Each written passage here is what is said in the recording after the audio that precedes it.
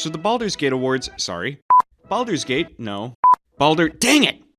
The Game Awards for 2023 finished up not too long ago, and to no one's surprise for anyone who saw the nominees, Baldur's Gate 3 won most of the awards.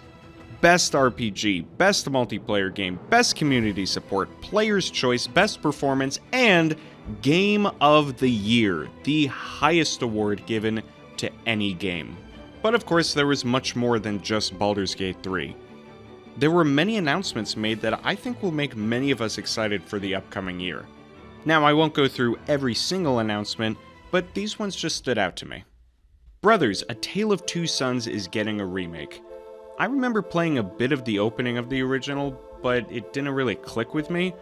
But with the way it looks now and with what was shown in the trailer, it seems like I was missing out on a really interesting story. Pony Island is getting a sequel, and that was not something I was expecting or expecting myself to be excited about. Comparing it to the first one, this seems to be taking everything they learned from before with their other games, like Inscription, and making it even better. But of these announcements, the one that I'm really looking forward to is Harmonium. Not only is the style and story something that I think many will come to love, it's also great to see a company strive to make their games inclusive and accessible by everyone. I'm definitely keeping an eye out on this one. But on the other end, and purely because of nostalgia,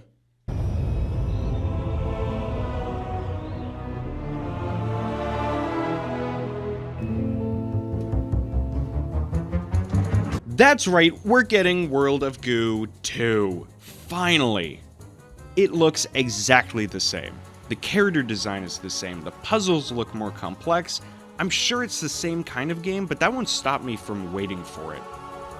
The only thing that bugs me about this game, though, is why the title? I know it's a very simple one of just World of Goo 2, but that's it? Why not, like, World of 2? World of Goo 2, the gooining. I don't know, just doesn't seem to stick right with me. After the pre-show, our boy Jeff comes out on the stage, and now the show can truly begin. Honestly, overall, the show didn't disappoint. It also didn't wow me, but more on that later. Starting off on a high note, the creators of Untitled Goose Game found a new name for their new game: Big Walk.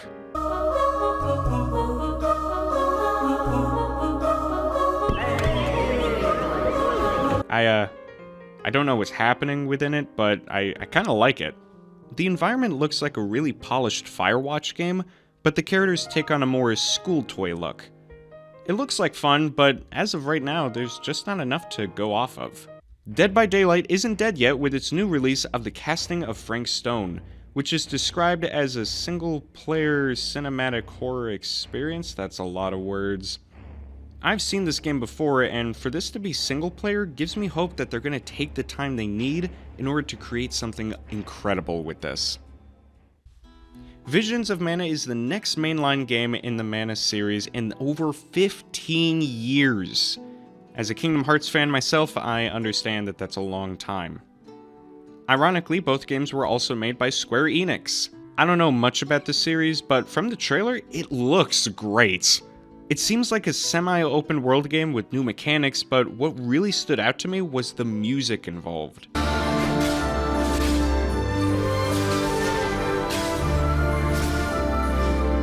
It's so full of life, and it's fun, and it's bright, and it's coming out eventually in 2024. Great, they get a new fan, and they don't even know really when it's going to be releasing. Hideo Kojima, who we've talked about before in this channel, is making a new game movie. I'm not really sure, but it is called OD. The trailer just shows a collection of faces talking and screaming at the camera, but with how realistic it looks, I was already hooked. This lady here that screams took me by surprise, so if they were already able to scare me through the trailer, this game is going to be great.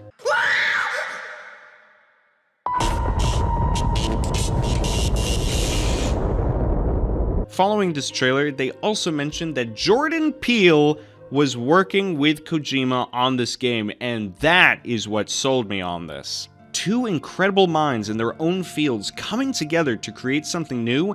This is definitely one to keep your eye out on. Seriously, I cannot stress that enough. I am so hyped for this game. Jurassic Park is getting another game with Jurassic Park Survival, which, if I'm being honest, I'm not sure how this one will be. I love the Jurassic Park movies. My sister is a huge fan of the series, but from the trailer, there isn't anything that stands out to me. The trailer has a lot of references to the films, which feel more like, "Hey 90s kids, remember this?" rather than, "Hey, check out this new thing we're working on." Of course, more updates will come from this game, but from what I've seen, this didn't hook me in. Now we're getting somewhere though. Final Fantasy VII Rebirth had a huge musical number to show their game. Not only was the music just incredible, but the trailer was able to show more about what's coming. No joke, this was also how I learned that next year is a leap year, with the game releasing on February 29th. Blade and the Last Sentinel were announced next, and night's just getting started. I want it now!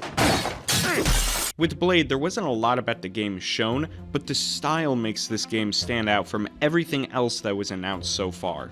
The Last Sentinel also just looks cool. The trailer is fast-paced, the graphics look incredible. I'm usually not into these kinds of games, but I mean, just come on, look at it.